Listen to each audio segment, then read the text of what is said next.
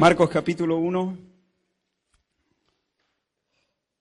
Y vamos a seguir entonces con la serie que estamos desarrollando en estas últimas semanas. Y la lectura de hoy será en el versículos 14 y 15, solo esos dos versículos. Y dice la palabra del Señor: Después que Juan fue encarcelado, Jesús vino a Galilea predicando el evangelio del reino de Dios, diciendo: el tiempo se ha cumplido y el reino de Dios se ha acercado. Arrepentíos y creed en el evangelio. Vamos a orar. Señor, te damos las gracias por el privilegio de poder abrir tu palabra. Señor, creemos, sabemos que tú estás en medio de nosotros. Y queremos ensancharnos, Señor, abrir nuestro corazón de par en par, para que tú, Señor, nos influyas, nos pastorees, nos transformes, nos alumbres, nos alegres en esta mañana, Señor. Haz tu obra preciosa en nuestros corazones. Te necesitamos, te necesito para hablar, para hacerlo con claridad, para hacerlo con pasión, para hacerlo con reverencia, para hacerlo con amor.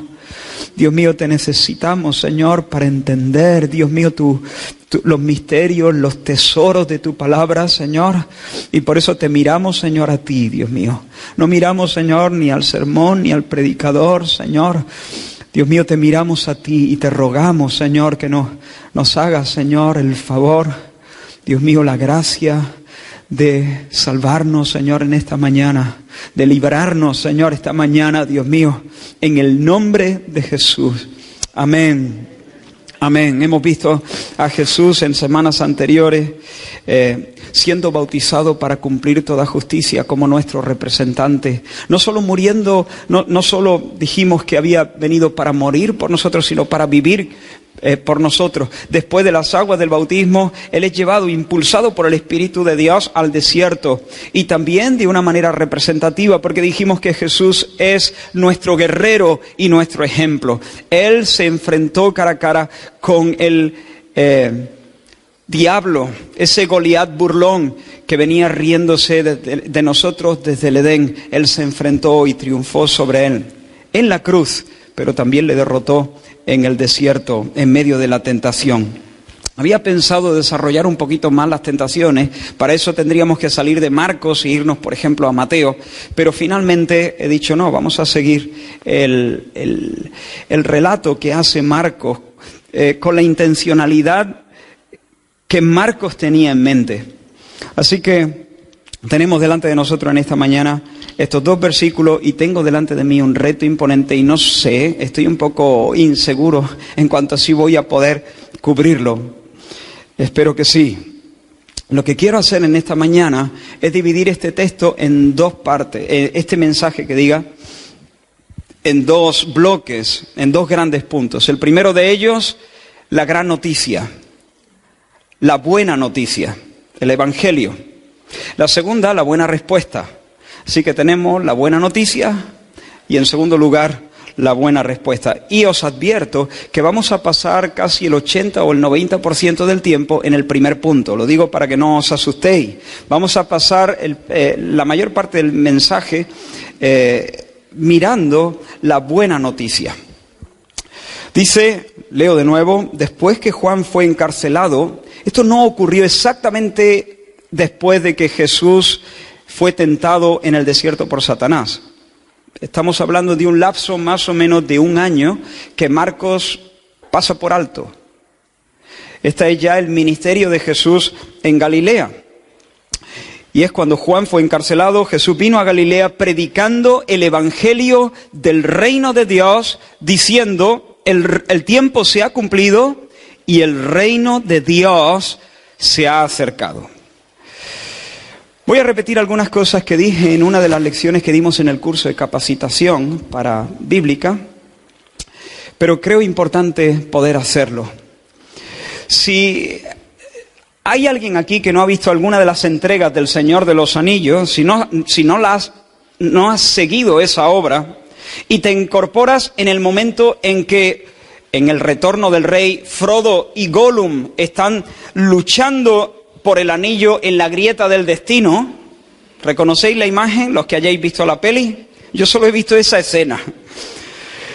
Pero si ves esa escena y no sabes de qué va la película, no sabes de qué va el libro, nunca has seguido esa historia, te vas a sentir un poco desconcertado. ¿Qué le pasa a esos dos? ¿Por qué luchan de esa manera por un anillo? ¿Por qué se comportan de esa manera? Y todavía más intrigante es por qué Gollum, mientras cae a la lava, cae riéndose, con esa sonrisa de placer. ¿Qué es lo que pasa?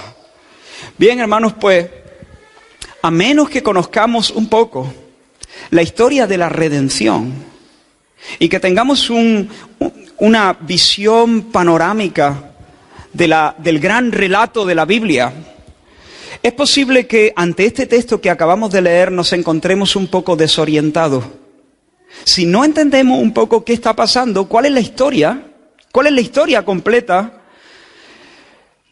supongo que se nos van a pasar muchas cosas por alto al leer estas palabras. Viene Jesús, aparece en Galilea, levanta su voz como un heraldo públicamente y dice: el tiempo se ha cumplido, el reino de Dios se ha acercado, arrepentidos y creed en el Evangelio. Lo que os invito a hacer en esta mañana os invito a un recorrido por toda la historia bíblica. Vamos a empezar desde el principio hasta que podamos llegar a este punto y luego nos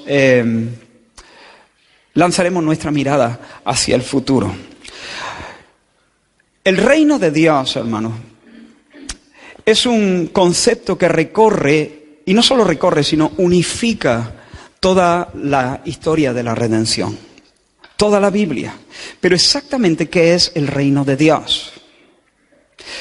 El reino de Dios, hermanos, es básicamente esa realidad donde Dios es reconocido Rey, donde su nombre es santificado, donde su voluntad es amada, buscada, aceptada con gozo, donde el Dios Trino es honrado, donde su consejo es acatado y acatado con placer. El reino de Dios es esa esfera donde Jesucristo es Señor, es Salvador y donde Dios es todo en todos.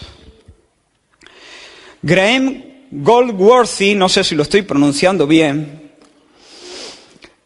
define el reino de Dios, o el reino de los cielos, que viene a ser lo mismo, como la realidad en la que el pueblo de Dios, y quédate con esto porque va a ser un principio que va a recorrer todo el mensaje, donde el pueblo de Dios está en el lugar de Dios, en el sitio que Dios le ha preparado, bajo el gobierno de Dios y por lo tanto bajo la bendición de Dios. El pueblo de Dios en el lugar de Dios, bajo la bendición de Dios, bajo el gobierno y por tanto bajo la bendición de Dios. El pueblo de Dios en el lugar de Dios, bajo el beneplácito y la bendición de Dios, por cuanto están bajo el gobierno de Dios. Lo que vamos a desarrollar en el primer punto no es un material original mío. Estoy siguiendo básicamente esta idea, tal y como la desarrolla un autor que se llama Vaughan Roberts, en un libro que se llama Gran Panorama Divino. Algunos de vosotros creo que lo conocéis. Y quiero invitaros a remontarnos al principio. La historia comienza con una manifestación preciosa de este reino, de esta realidad. En los primeros capítulos de Génesis se nos presenta el patrón del reino. Allí tenemos al pueblo de Dios, nuestros padres, Adán y Eva, el pueblo de Dios. El lugar de Dios, el jardín de las delicias, Edén. Bajo el gobierno de Dios. ¿Cómo gobierna Dios? Con su palabra. Él dice, de todos estos árboles podéis comer, excepto de ese árbol. Debes ponerle nombre a todos los animales. Y por medio de sus instrucciones, Él gobierna al pueblo de Dios. Allí lo tenemos. El pueblo de Dios, en el lugar de Dios, bajo el gobierno de Dios y por lo tanto, bajo la bendición de Dios. Adán y Eva vivían una vida abundante. Esta vida está caracterizada por la armonía. Armonía entre Dios y los hombres. Adán se paseaba con Dios al aire del día. Armonía entre los hombres también, no solo a nivel vertical con Dios, sino a nivel horizontal. Adán y Eva estaban desnudos y no se avergonzaban. Y no solo eso, sino armonía entre el hombre y la creación. El hombre podía poner nombre a todos los animales. Todos se sujetaban al gobierno, a la mayordomía del hombre. Sin embargo, ese es el territorio de la dicha.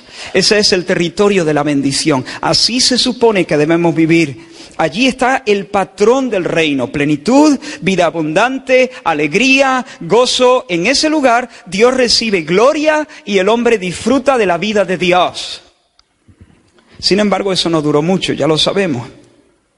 Satanás dirigió su ataque contra la palabra de Dios, porque sabía que si lograba sacar al hombre y a la mujer debajo el gobierno de Dios, se colapsaría todo. El orden se convertiría en caos. Si lograba sacar al hombre y a la mujer del camino de la obediencia y de la conformidad al mandamiento de Dios, entonces ya no habría más bendición. Y eso fue lo que hizo. Distorsionó en primer lugar el mandamiento. No, eso no es con que Dios os ha dicho que no comáis de ningún árbol. Es como intenta distorsionar. Luego cuestiona la veracidad de Dios. Dios no es fiable. Dios es un manipulador. Dios lo que te quiere es tener siempre de rodillas, apegado a su consejo. Pero vosotros podéis volar. Vosotros podéis saliros debajo de esa tiranía. Vosotros no tenéis por qué estar dependiendo de Dios. Podéis ser independientes como Él. Podéis tener vuestro propio criterio. Podéis ser autónomos. Podéis establecer vosotros mismos lo que es bueno, lo que es malo, lo que interesa, lo que no interesa. Si hay que ir a la izquierda, si hay que ir a la derecha, vosotros podéis ser libres. Dios os quiere aquí, como perrito faldero, y por eso da ese mandamiento. Pero no es verdad. No es verdad. Él sabe que si coméis de esa fruta, vuestros ojos serán abiertos. Y una vez que vuestros ojos sean abiertos, ya no dependeréis de las instrucciones y de los mandamientos y de los consejos de Dios, porque vosotros sabréis para dónde tirar en todo momento. Eso es lo que el diablo le está sugiriendo, que sean independientes, que se independicen de Dios, que le den la espalda a Dios, porque Dios no es de fiar, parece que los quiere, pero miente, es un manipulador. Y Adán y Eva hacen caso del consejo de la serpiente, del diablo, de Satanás. Y entonces, ¿qué pasa? Que ellos salen del camino de la obediencia. Y exploran un territorio, se introducen en un territorio donde Dios no es glorificado como debe ser glorificado y donde el hombre ya nunca más puede ser feliz. Y Dios actúa en juicio. Espero no perderos. Dios actúa en juicio. ¿Y qué pasa cuando Dios actúa en juicio? Revienta la armonía. Se acabó la armonía entre Dios y el hombre. De hecho, la Biblia nos dice que Dios expulsó a nuestros padres del huerto. Nada de paseos como si nada hubiera pasado por el jardín de las delicias. Este ya no puede ser vuestro lugar. Fuera. Enemistad. Pero no solo se quiebra esa armonía entre Dios y el hombre, se quiebra la armonía entre el hombre y el hombre. Y dice... La maldición que Dios impone es, y tu deseo, cuando le habla a Eva, será para tu marido y él se enseñoreará de ti. Es decir, tú vas a querer usurpar el lugar que yo le he dado al esposo. Y él va a abusar del lugar que yo le he dado. La mujer va a intentar de manera pecaminosa arrebatar el lugar que le corresponde al hombre. El hombre va a usar el rol que Dios le ha dado para abusar y someter de manera pecaminosa a la mujer. Guerra guerra entre los sexos. Se perdió la armonía no solo entre el hombre y Dios, sino entre el hombre y el hombre. Luego viene Caín y Abel, por ejemplo. Pero no solo eso. Él maldice también la tierra y dice que la tierra producirá cardos y espinos. Se rompe la armonía entre el hombre y Dios, el hombre y el hombre y el hombre y la tierra. Se acabó la armonía.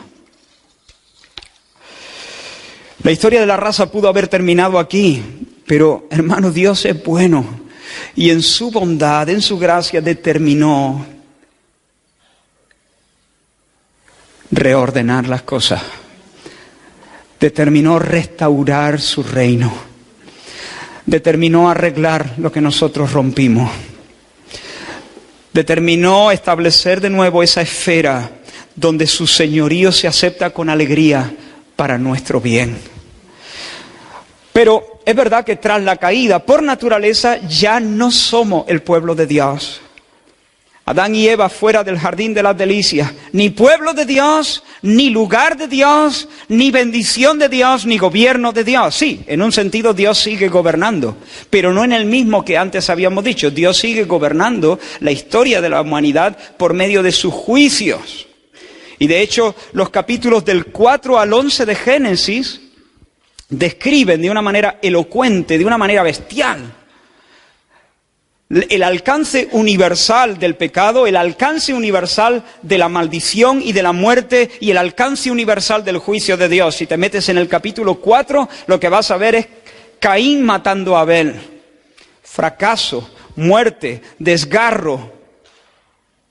Si te metes en el capítulo 5 está la primera genealogía de la Biblia y es una genealogía patética. Porque después de citar a cada uno, vivió 950 y no sé cuántos años, y después de eso, murió. Y vivió Matusalén 960, y vivió Enos, y murió, y murió, y murió, y murió, y murió, y murió. Esto no debía haber sido así, en un sentido, en el jardín de Edén. Si te metes en el capítulo 6... 7, 8 y 9, ahí se narra, ahí aparece el relato del diluvio, donde Dios ve que toda la raza humana está haciendo, tiene su corazón desviado, pervertido, y hay una inclinación constante hacia el mal. Y entonces Dios decide raer de sobre la faz de la tierra a la raza. Y luego... Pero, hermano, aún en medio de estos juicios de Dios, por medio de los cuales Él gobierna el mundo, aún en medio de los juicios, en la ira, Él tiene misericordia. Y cuando Él maldice a Caín por haberle arrebatado la vida a su hermano Abel, no solo le juzga, sino que tiene misericordia y pone una señal sobre él para que no lo mate cualquiera. En el capítulo 5, cuando se está dando fe en esa genealogía de que todas las historias terminan en muerte, en muerte, en muerte, en muerte. De repente aparece uno, Enoc, séptimo desde Adán, y se nos dice, vivió Enoc 300 no sé cuántos años y no murió. Porque lo arrebató el Señor. No dice vivió, dice caminó Enoc con Dios. Y no murió porque lo arrebató el Señor, se lo llevó el Señor. Así que en medio de la ira, Dios tiene misericordia. Se levanta un estandarte. Y luego en el diluvio, cuando Dios decide raer de la tierra a la raza humana, en la ira Él se acuerda de tener misericordia y salva una familia, concretamente 8 personas y una pareja de cada animal. Y los pone en un barco de salvación. Y luego en el capítulo 11, ¿qué tenemos? La Torre de Babel. La Torre de Babel es el intento humano realmente de recuperar lo que perdimos. Babel era el proyecto del hombre, por el hombre y para el hombre. Esta debe ser nuestra ciudad, esta debe ser nuestra comunidad, este debe ser el lugar donde realmente alcancemos nuestros sueños, donde podamos vivir una vida pletórica, donde podamos estar a salvo. Los hombres dijeron, hagámonos un nombre, estemos a salvo, levantemos nuestro nombre, nuestra fama, nuestra gloria. Ese era el proyecto del hombre. Pero sabemos que Dios descendió y confundió allí las lenguas. Que sea exaltado el Señor y no se fortifique el hombre. Y Dios descendió y confundió las lenguas de las gentes. Y allí acaba el proyecto del 666, del hombre, por el hombre y para el hombre. Así que si en Génesis los primeros capítulos teníamos el patrón del reino, aquí cuando acaba el capítulo 11 de Génesis tenemos la ruina absoluta, el fracaso absoluto. El hombre ha perdido el reino y estamos viendo las consecuencias de esa pérdida. No pueblo, gente dispersa que no se entienden entre sí, en el exilio, parias repartidos por toda la faz de la tierra bajo la desaprobación de Dios. ¿Estáis conmigo todavía? ¿Te has fijado que tras el juicio en Babel no hay ninguna señal de misericordia? Dije que en el capítulo 4 Dios juzga a Caín, pero lo sella. En el capítulo 5 murió, pero de repente no murió. En el capítulo 6, 7, 8 y 9 el diluvio, pero Dios salva a Noé y su familia. Pero en el capítulo 11 es juicio solo. Tenemos que esperar a una siguiente generación. Tenemos que esperar al capítulo 12 de Génesis. Y en el capítulo 12 de Génesis, uno de los capítulos más claves en la historia de la redención, Dios se aparece y le habla a un hombre llamado Abraham. Y mira lo que le dice. Porque atento ahora a la promesa que le hace. Porque te vas a dar cuenta que en esta promesa Dios está comprometiéndose con ese hombre viejo de 75 años. Se está comprometiendo con ese hombre de Ur de los Caldeos, con ese hombre que no es bueno, con ese hombre que no es santo. Sencillamente Dios lo miró con favor. Dios lo miró con buenos ojos. Dios le concedió su gracia. Un arameo a punto de morir era mi padre, tenía que decir el israelita cuando traía su ofrenda. Un arameo a punto de morir era mi padre. Un hombre en una cuneta. Un incrédulo de Ur de los Caldeos. Y Dios se acerca a él. Y fíjate ahora la promesa que le da, porque te vas a dar cuenta que él se compromete. Dios se compromete a revertir todos los efectos del juicio. Pero Jehová había dicho a Abraham: vete de tu tierra y de tu parentela y de la casa de tu padre a la tierra. ¿A la qué? A la tierra que te mostraré. ¿A la qué? A la tierra. Y haré de ti una nación. ¿Una qué? Una nación. Y te bendeciré. ¿Te qué? Habíamos dicho, el reino de Dios, esa realidad donde el pueblo de Dios está en el lugar de Dios, bajo el gobierno y la bendición de Dios. Hemos visto el fracaso absoluto del hombre, el juicio de Dios. Pero ahora Dios, que es rico en misericordia, por su gran amor con que nos amó, Él llama a un hombre y le dice: hey, vete de tu tierra, te voy a dar un lugar. Voy a hacer de ti, voy a sacar de tus lomos un pueblo. Y te voy a bendecir, de tal manera que tú serás bendición, para que tu simiente será bendición para todas las familias de la tierra. Un pueblo, una tierra y un pueblo bendecido por el Señor, bajo el gobierno de Dios. Y hermanos, esta promesa se cumple de manera parcial, no total, no cabal, no completa, no perfecta, sino parcial en la historia de Israel. Vamos por Génesis 12. No voy a ir a este ritmo hasta Apocalipsis, tranquilo. Ahora vamos a ir un poquito más rápido. Esta promesa se cumple en el pueblo de Israel de una forma parcial. Así que desde Génesis 12 hasta Éxodo 18 vamos a ver principalmente a Dios formando un pueblo. Eso es lo que vamos a ver desde Génesis 12 hasta Éxodo 18. Esa es la idea principal. Dios moviendo las ruedas de su carro para cumplir su promesa de levantar un pueblo para Él. Y contra todo pronóstico, hermanos, Dios levanta y reúne a un pueblo. Y Dios exhibe su poder de una manera maravillosa sobre el escenario de la debilidad humana. ¿Por qué? Porque Abraham era viejo, no podía tener hijos. Sara era anciana y estéril. Pero para Dios no hay nada imposible. Luego Rebeca, otra mujer estéril. ¿No te parece notable que hay demasiadas mujeres estériles en la línea del pueblo de Dios? Pero es que el Señor se vale de nuestra debilidad y sobre el fondo oscuro de nuestra impotencia, Él exhibe su potencia y su gloria. Y luego el carácter patético de Jacob. ¿A ti te parece ese un hombre digno? ¿Te parece un héroe, Jacob? ¿Y qué decir de sus hijos? Los 12 patriarcas. Y luego la hambruna en la tierra de Israel que hace peligrar a esa familia.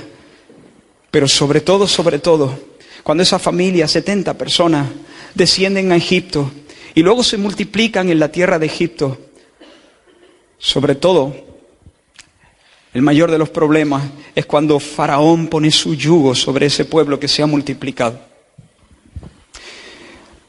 Pero allí, en el momento más oscuro, Dios llega con un mensaje de liberación por medio de Moisés. Y luego el pueblo sale, pero sale el ejército egipcio detrás de los hebreos. Y en el momento cumbre, cuando están a punto de tragarse al pueblo de Israel y sembrar el desierto con sus cadáveres y borrar de la memoria, borrar de la faz de la tierra la memoria de los hijos de Israel, en ese momento, hermanos, Dios abre el mar se parte, el pueblo pasa en seco. Y por medio de su acto salvador, Dios no solo los libra de los egipcios, sino que se los lleva a las faldas de Sinaí para constituirles como un pueblo. Allí lo tiene. Desde Génesis 12 hasta Éxodo 18, el Señor está moviéndose para formar un pueblo. Pero hermanos, ese no es el clímax, el momento cumbre del libro de Éxodo. A veces hemos pensado que ese es el gran momento del libro de Éxodo, pero no es así. Eso abarca solamente los 18 primeros capítulos de Éxodo.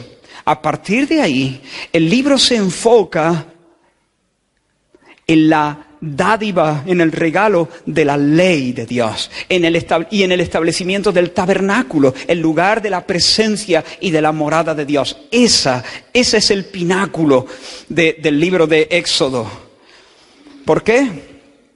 Porque no es solo pueblo, es bendición. Y la bendición viene cuando el pueblo se sujeta al gobierno de Dios. Y entonces Dios los saca de Egipto, pero no solo los saca de Egipto, los reúne en las faldas de Sinaí y les entrega su ley. De nuevo les da su palabra, no para que sean salvos, ya han sido salvos, sin mandamiento, sino para que ahora experimenten. La ley nunca fue diseñada para salvar, eso lo dice Pablo. Pero para que ahora experimenten la bendición de conocer a Dios y de ajustarse a Él. Y experimenten la bendición a raudales que Él tiene para aquellos que se someten voluntariamente a su señorío. Y el momento cumbre del libro de Éxodo es cuando en el capítulo 40 se nos dice: y entonces una nube cubrió el tabernáculo de reunión y la gloria del Señor llenó el tabernáculo. Dios en medio de ellos. Así que de nuevo aquí tenemos un pueblo redimido, no todavía en el lugar de Dios, pero bajo el gobierno y por lo tanto bajo la bendición de Dios. Dios en medio de ellos. Y ahora, ¿qué elemento nos falta? Tenemos pueblo, tenemos bendición. ¿Qué nos falta? El lugar, la tierra. Así que desde el capítulo 1 de Números hasta el final del libro de Josué, lo que tenemos es, desde Génesis hasta Éxodo 18, hemos dicho, desde Génesis 12 hasta Éxodo 18, reunir un pueblo. Desde Éxodo 18 hasta el final de Éxodo, la bendición, gobierno, la ley y la presencia, bendiciendo el tabernáculo. Desde Números capítulo 1 hasta el final de Josué, lo que tenemos es Dios dando tierra, plantando a su pueblo en el lugar de Dios. El pueblo de Dios, en el lugar de Dios, bajo el gobierno y la bendición de Dios. Y Dios les promete una tierra donde fluye leche y miel. Sin embargo, a las primeras de cambio el pueblo fracasa, se rebela contra Dios, porque cuando examinan la tierra y se dan cuenta que los moradores de la tierra que se les ha prometido están preparados para la batalla, son hombres fuertes, diestros en la guerra, ellos tienen miedo y dicen: no podemos subir contra aquel pueblo porque es más fuerte que nosotros. Escucha eso.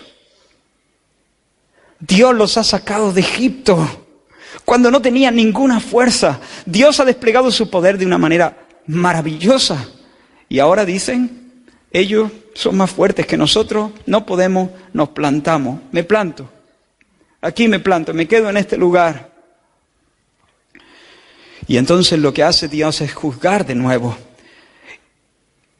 Y entonces hace que vaguen por el desierto hasta que toda la generación de los hombres de más de 20 años muriesen en el desierto, con la excepción de Josué y de Caleb. Sin embargo, hermanos, bajo el liderazgo de Josué, los israelitas comienzan a tomar posesión y toman posesión de la tierra prometida. Y de nuevo Dios manifiesta su poder, dándoles victorias extraordinarias, inexplicables. Y el tiempo de Josué, cuando llegamos al final del libro de Josué, nos damos cuenta que es un tiempo de cumplimiento. Os leo Josué 21, del 43 al 45, dice: de esta manera dio el Señor a Israel toda la tierra que había jurado dar a sus padres, y la poseyeron y habitaron en ella, y Jehová les dio reposo alrededor conforme a todo lo que había jurado a sus padres. Y ninguno de todos sus enemigos pudo hacerles frente, porque Jehová entregó en sus manos a todos sus enemigos. No faltó palabra de todas las buenas promesas que Jehová había hecho a la casa de Israel. Todo se cumplió. El pueblo de Dios, en el lugar de Dios, bajo el gobierno y la bendición de Dios. Pero todavía no estamos ante un cumplimiento cabal, perfecto. Es un cumplimiento muy, muy imperfecto. ¿Por qué? Porque el pueblo sigue siendo infiel al Señor. Dios había dicho que expulsaran a todos los moradores de aquellas tierras, que no se dejaran influir por sus prácticas, por su cultura, por su manera de entender la vida. Sin embargo, ellos hicieron exactamente lo que Dios les prohibió. No expulsaron a todos los moradores, hicieron alianzas con ellos y terminaron influenciados por su cultura, por su lascivia, por su idolatría. Terminaron dando culto a los dioses falsos de aquellas naciones. Ahora, quiero introducir un nuevo elemento. Yo sé que hoy hay mucha información, así que te ruego que te esfuerces de una manera especial.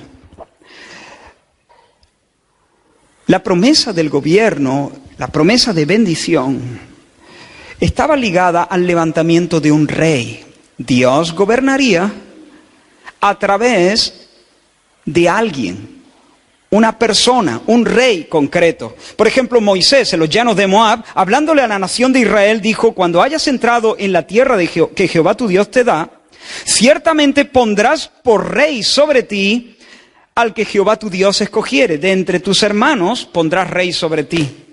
Así que Dios gobierna para el bien del pueblo, pero lo hace a través del rey que Dios mismo escoge. Es más, si retrocedemos más atrás, cuando Jacob bendice a sus hijos en su lecho de muerte, cuando profetiza sobre Judá, él dice unas palabras muy enigmáticas. Él dice: no será quitado el cetro de Judá, ni el legislador de entre sus pies, hasta que venga Silo. Y a él, a Silo, se congregarán los pueblos. Silo, alguien que tiene que venir con el cetro en su mano, con el reinado sobre sí. Pero si retrocedemos más atrás, en el jardín de Edén, cuando Adán y Eva pecaron, Dios dijo a la serpiente: pondré enemistad entre ti y la simiente de la mujer. Esta, la simiente de la mujer, el hijo de la mujer, te aplastará la cabeza, te herirá en la cabeza. Así que, a lo largo de toda esta historia, en varias ocasiones se nos anuncia no solo el gobierno de Dios, sino la venida de alguien, un hijo, un libertador, un aplastador de serpientes. Tras la muerte de Josué, seguimos ahora por Jueces. Tras la muerte de Josué, Dios levanta líderes, caudillos que presiden la nación. El relato de Jueces es deprimente, te dan ganas de llorar hasta que te quedes sin lágrimas. Porque el pueblo de Israel está constantemente metido en un ciclo de pecado, juicio de Dios. Luego que el Señor los juzga y los entrega en manos de sus enemigos, el pueblo clama, pide ayuda, pide perdón, se vuelve al Señor desesperadamente, y entonces el Señor les levanta un caudillo, un jefe, un libertador, un líder que los libra de sus enemigos, y luego comienza de nuevo otro periodo de decadencia.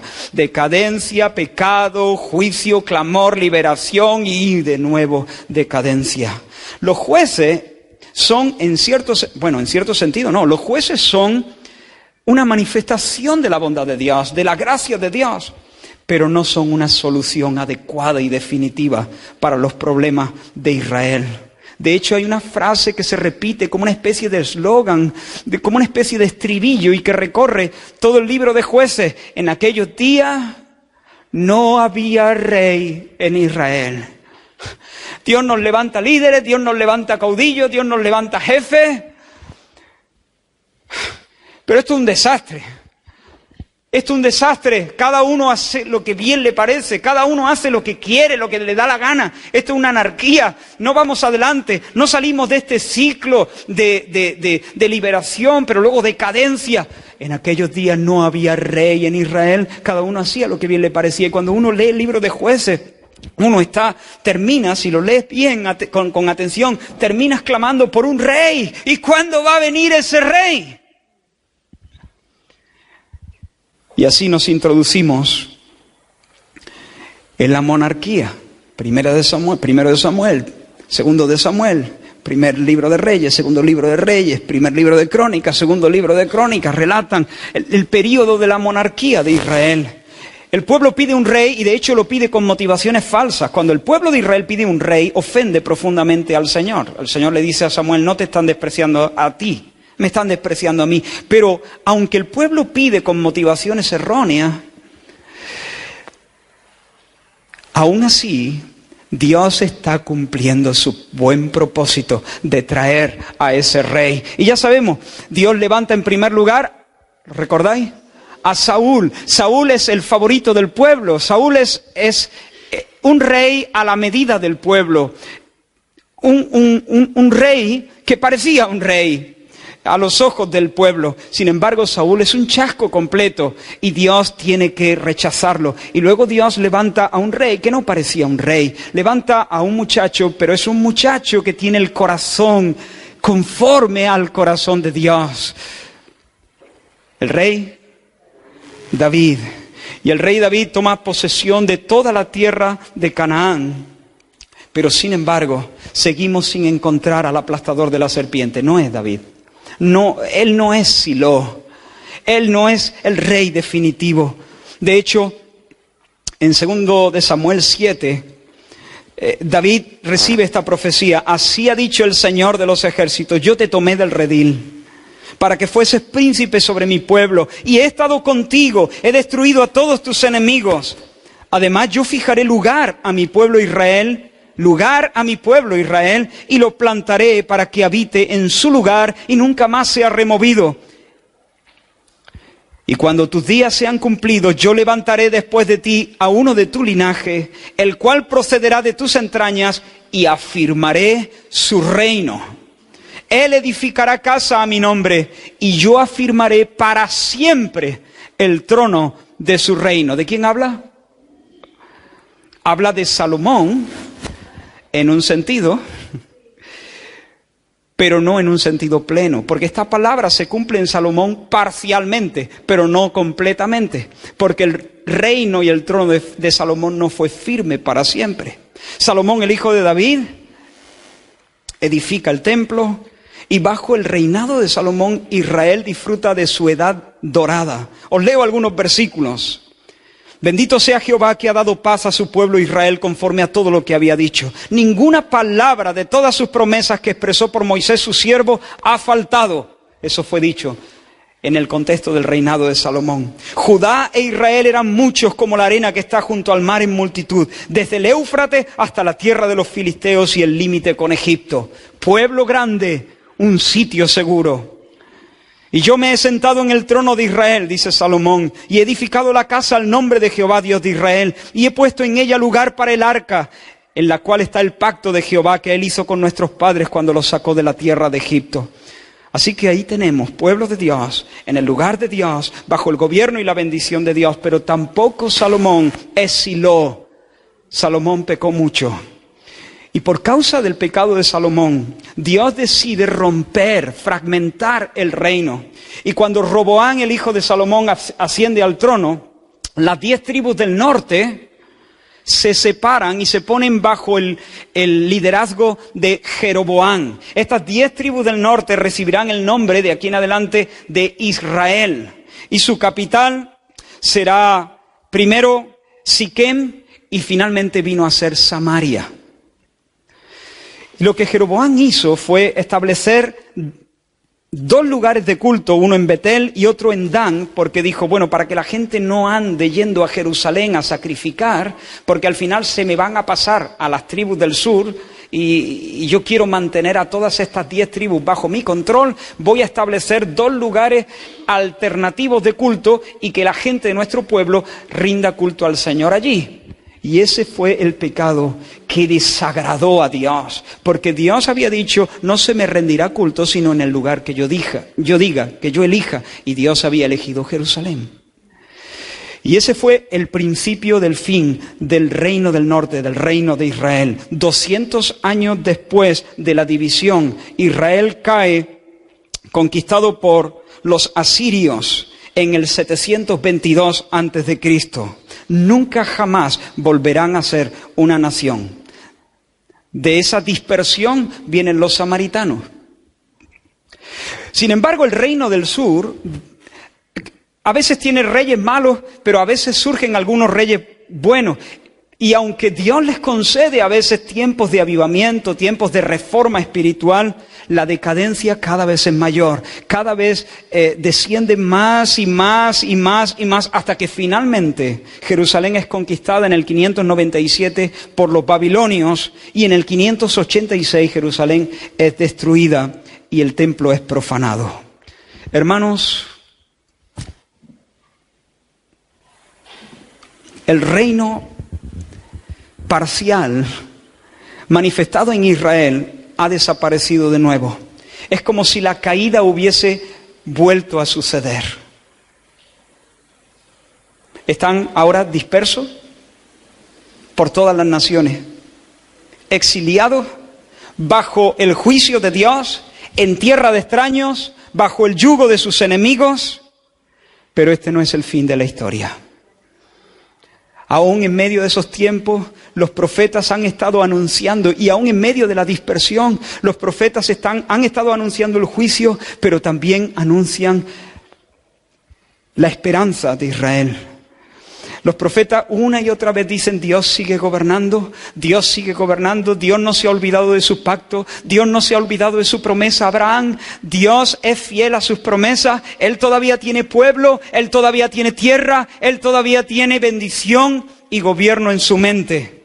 Por ejemplo, el profeta Jeremías habla de un nuevo éxodo. Vienen días, dice Jeremías, en que ya no se hablará más diciendo, vive Jehová que hizo subir a los hijos de Israel de la tierra de Egipto, sino, vive Jehová que hizo subir a los hijos de Israel de la tierra del norte y de todas las tierras a donde antes los había arrojado. Un nuevo éxodo. Pero no solo un nuevo éxodo, sino se habla de un remanente. Isaías dice, el remanente volverá. El remanente de Jacob volverá al Dios fuerte.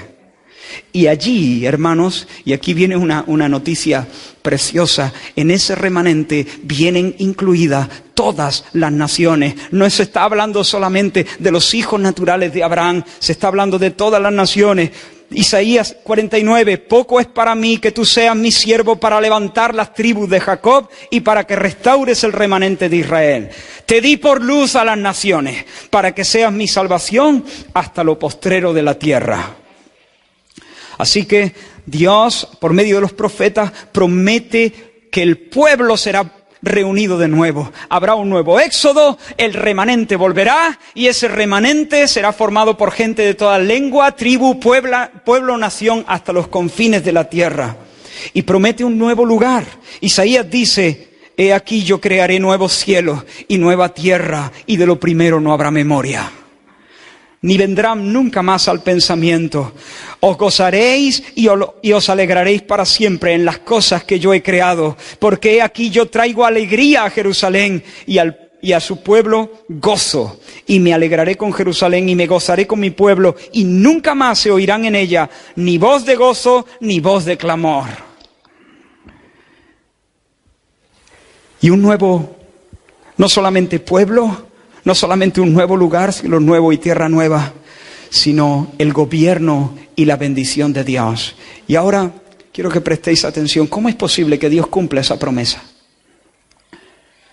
¿Cómo es posible que Dios prometa bendecir a su pueblo de esa manera si es que siempre en el corazón humano está esa inclinación a apartarse de su ley, a apartarse de sus caminos? Jeremías de nuevo, y aquí yo haré un pacto nuevo con la casa de Israel y con la casa de Judá. No será como el pacto que hice con sus padres el día que tomé su mano para sacarlos de la tierra de Egipto, porque ellos invalidaron mi pacto. Pero este es el pacto que haré con la casa de Israel después de aquellos días. Daré mi ley en su mente y la escribiré en su corazón. Ya no te voy a tomar de la mano porque siempre te sueltas. Ahora te voy a tomar de la mente. Te voy a cambiar el corazón. Voy a escribir mi ley no en una tabla para que tú la leas. Te la voy a escribir en las entrañas, en los tuétanos, en lo más profundo de tu corazón. No solamente para que la leas, sino para que la comas, para que la leas, para que la vives, para que la disfrutes, para que sea tu comida, para que sea tu placer, para que sea tu instinto espiritual, si se puede hablar de esa manera. Así que ya no tendré que estar dándote zarandeo, porque tú mismo vendrás por tu cuenta, porque querrás el cumplir, el hacer, oh Dios mío, tu voluntad me ha agradado. Daré mi ley en su mente, la escribiré en su corazón, y yo seré a ellos por Dios, y ellos me serán por pueblo. Y no enseñará más ninguno a su prójimo, ni ninguno enseñará a su hermano, diciendo, conoce a Jehová, conoce a Jehová. No. Porque todos me conocerán, todos tendrán una relación personal, íntima, salvadora conmigo. Desde el más pequeño de ellos hasta el más grande, porque perdonaré la maldad de ellos y no me acordaré más de su pecado. Un nuevo pacto, un nuevo rey también, porque un niño nos es nacido. Hijo nos es dado y el principado es sobre su hombro, y se llamará su nombre admirable, consejero, Dios fuerte, Padre eterno, príncipe de paz. Lo dilatado de su imperio y la paz no tendrán límites sobre el trono de David su padre, disponiéndolo, confirmándolo en juicio, en justicia desde ahora y para siempre. Mira este versículo de esta profecía de Daniel. Miraba yo en la visión de la noche, y he aquí con las nubes del cielo venía uno como un hijo de hombre, que vino hasta el anciano de días, Dios, y le hicieron acercarse delante de él. Y le fue dado dominio, gloria y reino, para que todos los pueblos, naciones y lenguas le sirvieran. Su dominio es dominio eterno que nunca pasará, y su reino uno que no será destruido. Y allí, en ese nuevo contexto, hemos hablado de pueblo, el remanente volverá de todas las naciones. Hemos hablado de un nuevo lugar, cielos nuevos, tierra nueva. Hemos hablado del gobierno y la bendición de Dios, el nuevo pacto bajo el nuevo rey. En ese lugar habrá bendición abundante, morará el lobo con el cordero, el leopardo con el cabrito, el becerro y el león, la bestia doméstica andarán juntos, armonía. armonía entre Dios y el hombre, armonía entre el hombre y el hombre, armonía entre el hombre y la creación. Y aquí vienen días, dice el Señor, en el que ara alcanzará al segador y el pisador de las uvas al que lleva la simiente. Y los montes destilarán mosto y todos los collados se derretirán. Amós 9:13. Si me habéis seguido hasta aquí, aunque hemos ido tan deprisa, tan corriendo, tan a vuelo de pájaro, espero que eso nos ayude a entender las palabras de ese hombre de unos 30 años de Galilea, que de repente alza su voz en su tierra y da un grito con toda la autoridad de Dios, diciendo: el tiempo se ha cumplido, el reino de Dios se ha acercado. Bendito sea el nombre de Dios. Él sí es Silo. Él sí es el aplastador de la serpiente. Hay esperanza. Hemos fracasado en Edén. Hemos fracasado fuera de Edén. Fracasamos. Pero Dios en su bondad nunca renunció a su propósito. Mantuvo firme su idea de restaurar su reino. Y ahora Él levanta a un hombre. Tal vez no parece un rey para sus vecinos, pero Él es el Rey, Él es el señalado, Él es el Mesías, Él es mi Hijo amado. Lo acaba de decir el Padre en el día de su bautismo. Hace apenas un año, Él es mi Hijo amado, tengo complacencia en Él. Y ahora cuando llega a Galilea, dice: ya es el tiempo, hoy es el día de salvación, hoy es el día de la esperanza, el tiempo se ha cumplido, el reino de Dios se ha acercado. Cuando Mateo inicia su evangelio, lo inicia de esta manera. Ninguno de nosotros iniciaría un relato así, como que se nos hace un poco, como poco interesante. Las primeras líneas tienen que ser cuidadas, ¿no? Para que despierten cierto interés. Bueno, pues Mateo comienza con una genealogía. Mateo, por la genealogía, aunque sea en el capítulo 2, ¿no? Mete una introducción un poquito más atractiva. No. Esta es la manera más contundente, más atractiva para el que ha seguido la historia. Libro de la genealogía de Jesucristo, hijo de David, hijo de Abraham. ¿Has seguido la historia? Más contundente no se puede ser. Este es Jesús, y en Él se cumplen las promesas que Dios le dio a Abraham, de pueblo, de tierra y de bendición bajo el gobierno de Dios. Este es el Hijo de David, y en Él se cumplen las promesas, las misericordias firmes a David, de un rey que llevaría el cetro por los siglos de los siglos, y su reino no tendría fin. Libro de la genealogía, Jesucristo, Hijo de David, Hijo de Abraham. Bendito sea el nombre del Señor. La buena noticia, y estamos llegando al fin, casi. La buena noticia es que Él, Silo, el aplastador de la serpiente, no solo es rey, sino que es siervo. Isaías habló de que estas promesas mesiánicas serían traídas por medio del siervo, el siervo de Jehová. Y uno de los cantos más famosos acerca del siervo del Señor es Isaías 53.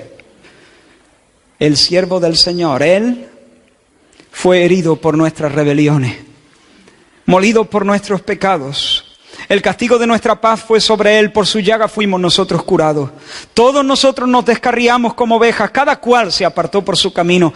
Pero el Señor cargó en Él, sobre Él, el pecado de todos nosotros. Y cuando llegamos a Marcos, dijimos en el primer mensaje, quizá podríamos tener Marcos 10:45 como el texto clave de todo este evangelio. Porque el Hijo del Hombre no vino para ser servido, sino para servir y para dar su vida en rescate por muchos. Hermanos, el Rey es el siervo. El tiempo se ha cumplido, el reino de Dios se ha acercado. El Rey está presente y está presente para servir. ¿Y sabes cómo lo hace Él? Por medio de su muerte y de su resurrección. Él se expone al exilio. Él se expone a la maldición. Él se expone a la ira de Dios.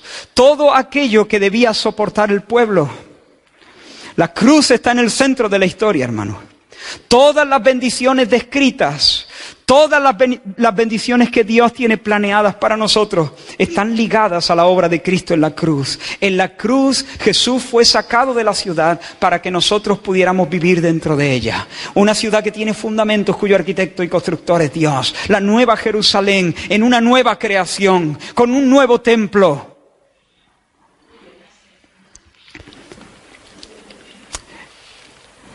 Sobre el madero el Señor Jesús pasó sed. Él gritó, tengo sed.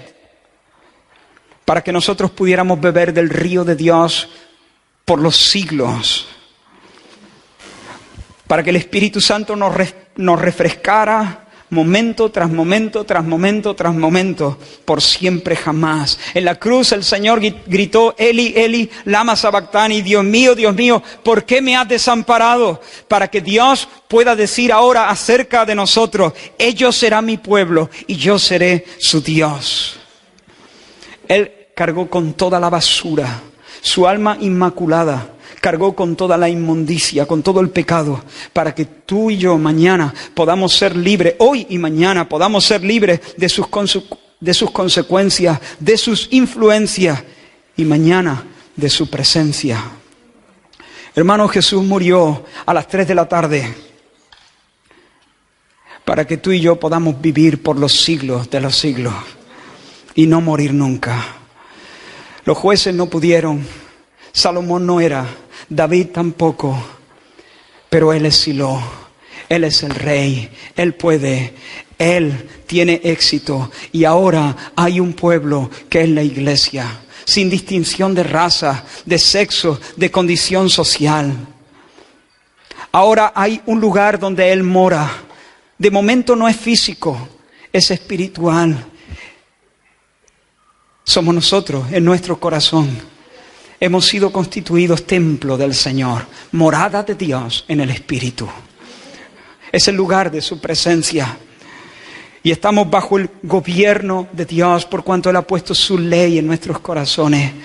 Y todas las bendiciones, como hemos leído esta mañana al iniciar la reunión, son nuestras en Cristo Jesús, sin faltar una sola. Pero estamos esperando la consumación de todas las cosas. Mañana, cuando el Señor regrese, habrá un pueblo, la esposa, la señora elegida, la iglesia de Dios, de toda lengua, de toda tribu, de toda nación, de todo linaje. Habrá una nueva creación, un nuevo lugar, cielos nuevos y tierra nueva, una nueva Jerusalén. Y bendiciones inagotables brotando todo el tiempo del trono de Dios y del Cordero.